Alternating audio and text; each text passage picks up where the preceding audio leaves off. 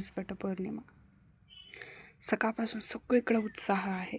कुणी नव्या साडीत सजलंय, कुणी हातावर मेहंदी काढली आहे, कुणी पतीच्या दीर्घ आयुष्यासाठी उपवास धरलाय.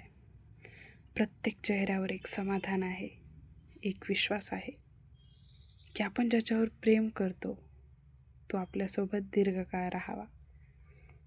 पण या गर्दीत एक चेहरा असा आहे, तो कुणालाच दिसत नाही. एक स्त्री, जिला आज कुणी वटपौर्णिमेच्या शुभेच्छा देत नाहीये, कुणी तिच्या साडीचं कौतुक करत नाही, कुणी विचारत नाही उपवास केलास का. कारण समाजाने तिच्या नावापुढे एक शब्द जोडला आहे, विधवा.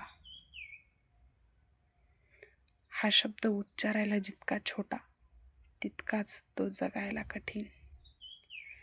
आज जेव्हा खिडकीतून बाहेर पाहते तेव्हा तिला दिसतात त्या पूजा करणाऱ्या स्त्रिया, पण तिचे डोळे वर्तमानात नसतात, ते भूतकाळात हरवलेले असतात. तिला आठवते ती पहिली वटपौर्णिमा, जेव्हा लग्नानंतर तिने पहिल्यांदा उपवास धरला होता. उपवासापेक्षा जास्त उत्साह त्यालाच होता. तो वारंवार म्हणत होता, इतका कडक उपवास करू नकोस, माझ्यासाठी स्वतःला त्रास करून घेऊ नकोस.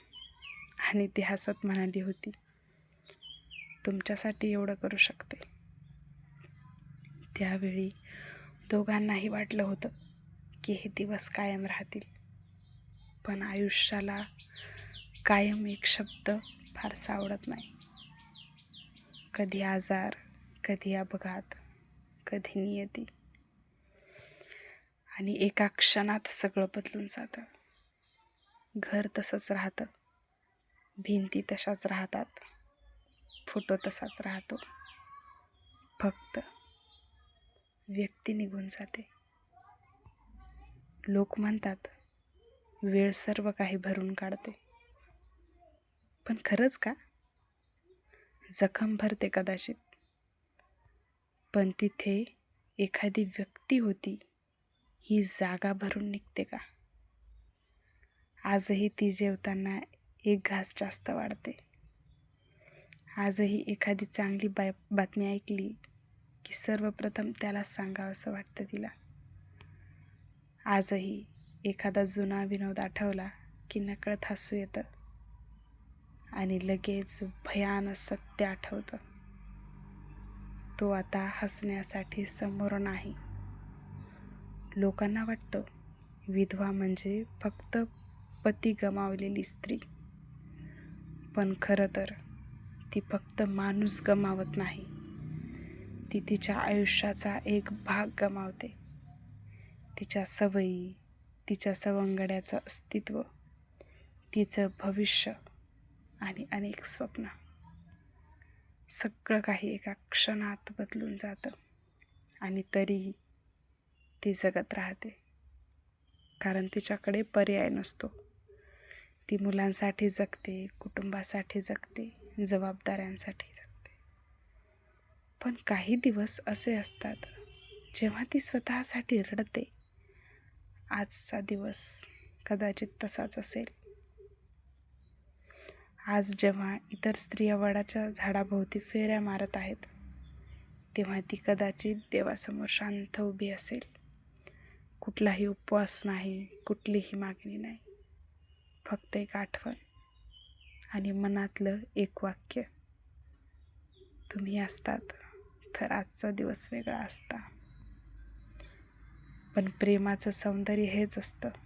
एखादी व्यक्ती दूर गेली म्हणून प्रेम संपत नाही. कधी कधी प्रेम आठवणीच्या रूपात जगत राहतं. फोटोमध्ये, जुन्या वस्तूंमध्ये, आवडत्या गाण्यांमध्ये आणि मनाच्या अशा कोपऱ्यात जिथे आजही कोणी पोहोचू शकत नाही. आज वटपौर्णिमेला ज्या स्त्रिया आपल्या पतीसाठी प्रार्थना करत आहेत, त्यांच्यासोबत त्या स्त्रियांचीही आठवण काढूया, ज्यांनी आपल्या आयुष्याचा साथीदार गमावला आहे. कारण त्यांच्याही प्रेमाची कहाणी तितकीच खरी आहे. फरक फक्त इतकाच, काहींचा हात हातात आहे, काहींचा हात आठवणीत. काही नाती मृत्यूने संपत नाहीत, ती शेवटच्या श्वासानंतरही जगत राहतात. डोळ्यातल्या पाण्यात, ओठांवरच्या स्मितात आणि त्या शांत प्रार्थनेत. जिथे कुठे असाल, आनंदी असाल, मी अजूनही तुम्हाला विसरलेली नाही, हेच सांगत बस एवढंच.